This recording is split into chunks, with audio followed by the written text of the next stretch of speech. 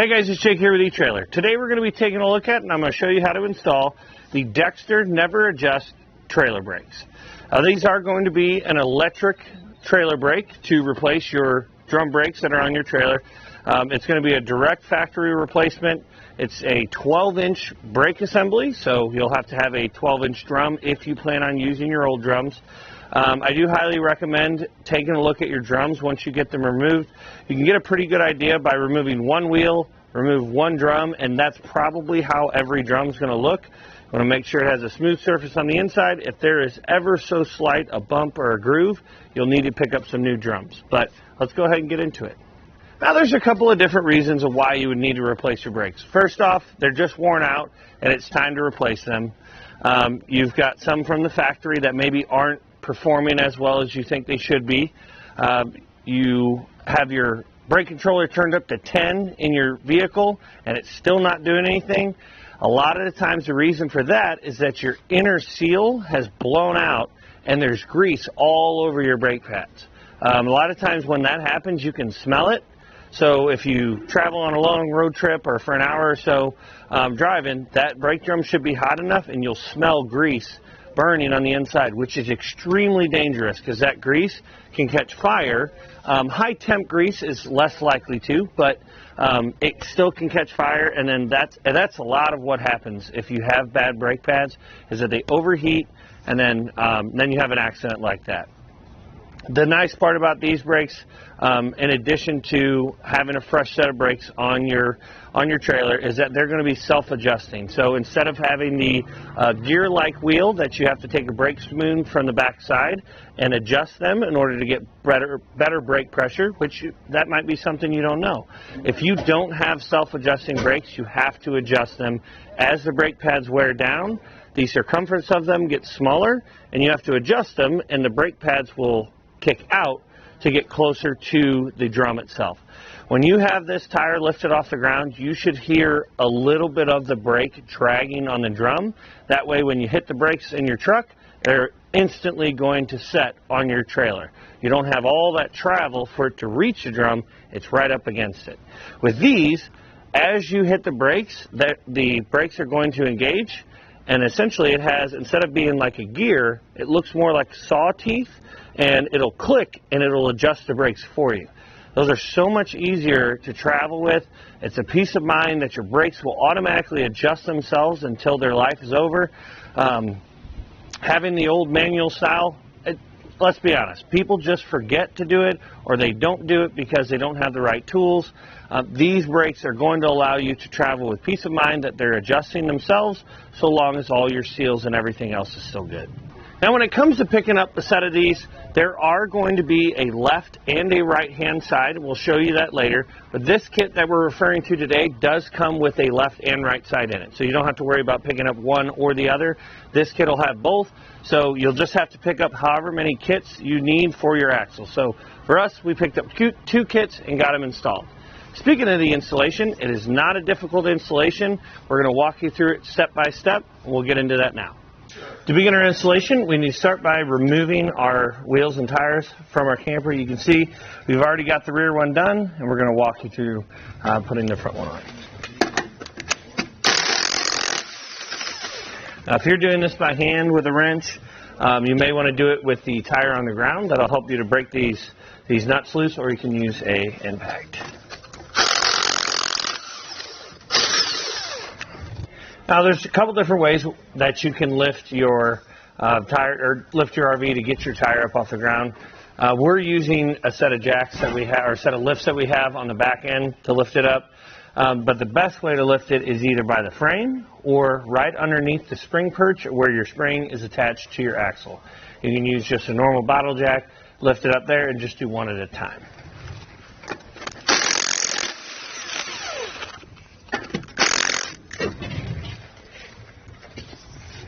I will take a flathead screwdriver and a mallet, and we're going to stick it back behind in this little groove here. You definitely want a flathead screwdriver that comes to a point, because you're going to have to drive it behind this lip.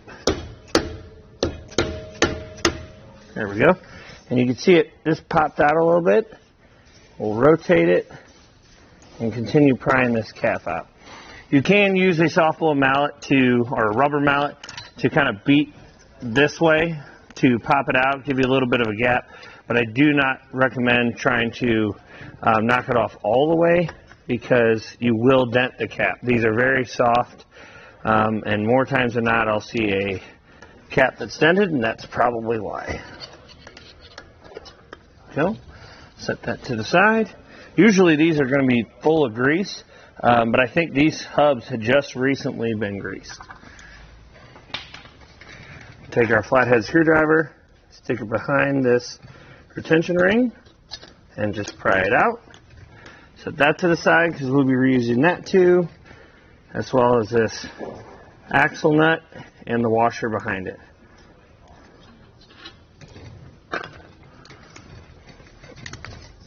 Grab our studs here, pull out, and your outer bearing's going to want to fall out.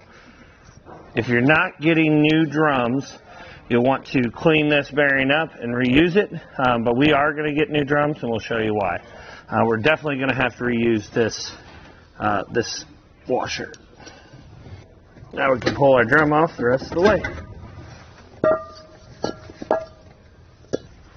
So you can see here, before we take this old brake assembly off, we've actually got a little bit of a crack in our brake pad, but for us that's not the biggest of the issue. Our biggest issue is that this magnet is no longer flat. There's a big groove in the bottom, and you can see what caused that is all of this uneven wear in this brake drum. This is actually a valley that it's formed, and this is the highest point. So we're not going to be able to reuse these drums because this has to be very, very flat, almost perfect for that magnet to grab onto fully, and that's why we were getting a poor braking performance out of these brakes. In addition to that, you can see all of this.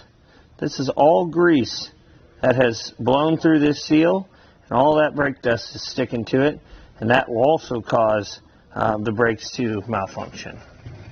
Now we need to clean off the spindle. Any of this old grease, if it comes in contact with the new grease, your new grease is just about useless. It'll form a chemical reaction, the same as if you mix greases.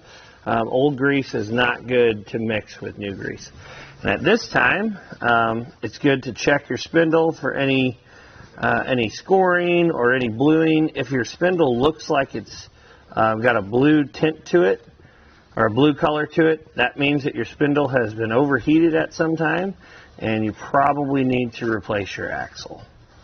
But we'll get everything wiped off here so it's nice and clean. These grooves are kind of hard to get cleaned out, but they're not as crucial as the spindle itself is. And yours might be seized up to the backing plate here. Give it a good pull. Pull it off, and that'll expose the wires that we need to clip. We'll take our two wires. It does not matter. You don't have to keep track of them. Clip this one here, and then clip the hanger on the back. And take our old assembly out. We'll take a wire strippers. We'll strip back both the ends of these wires, just to get them ready for our new brakes.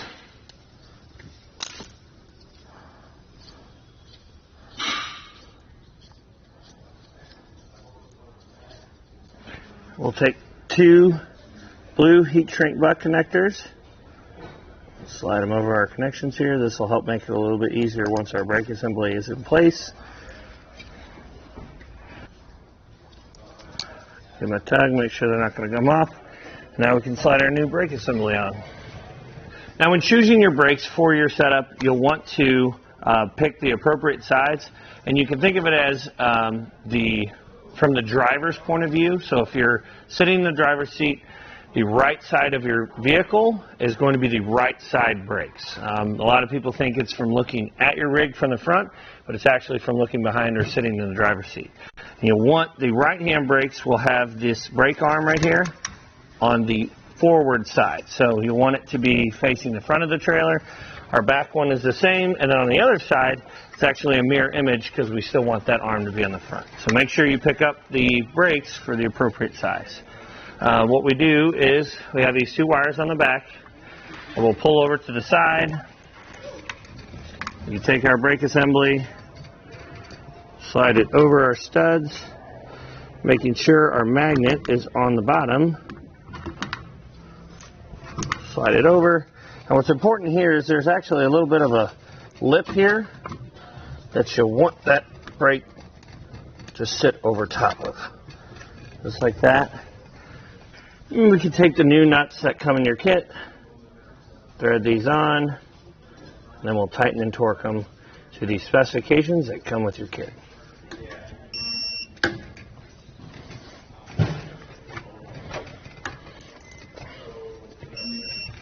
Now we can take our wiring on the back of our brake assembly and get them connected to our butt connectors. And again, it does not matter which one these go to, they just need to go to one or the other.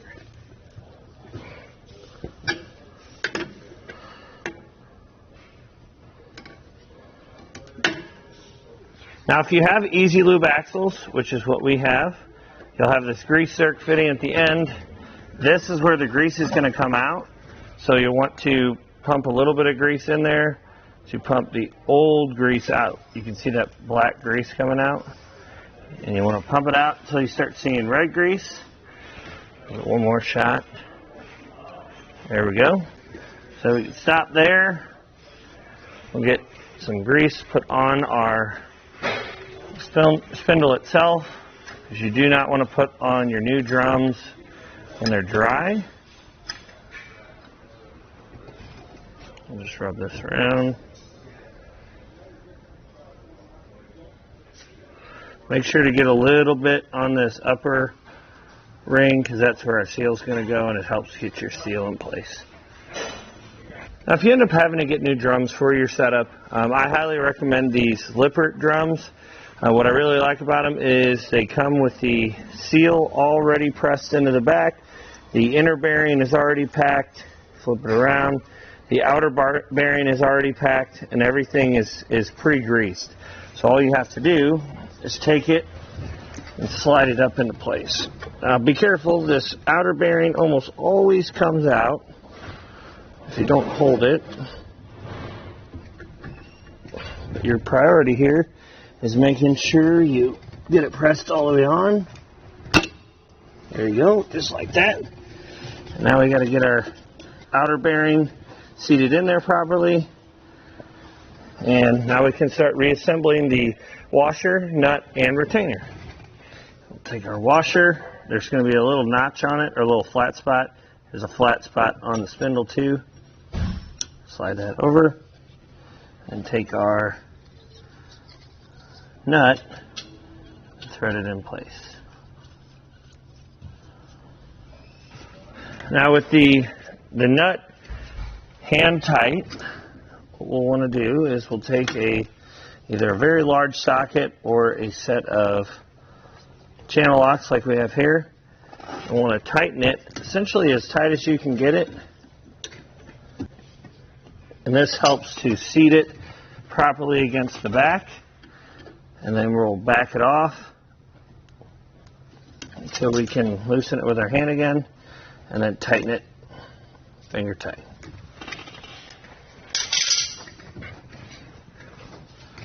We'll take our retention ring and snap it in place.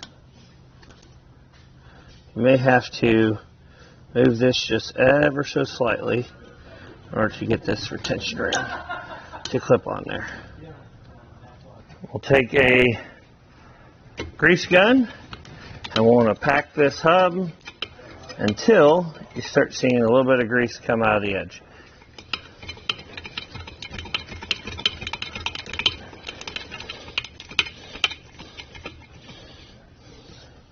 Once you see it start coming out, you just want to give it a couple extra pumps so it starts to round out around that nut, and that's good enough.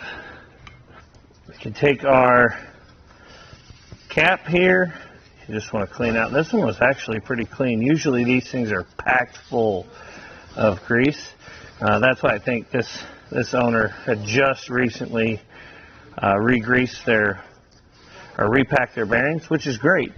But we've got them repacked for them. We'll take this cap,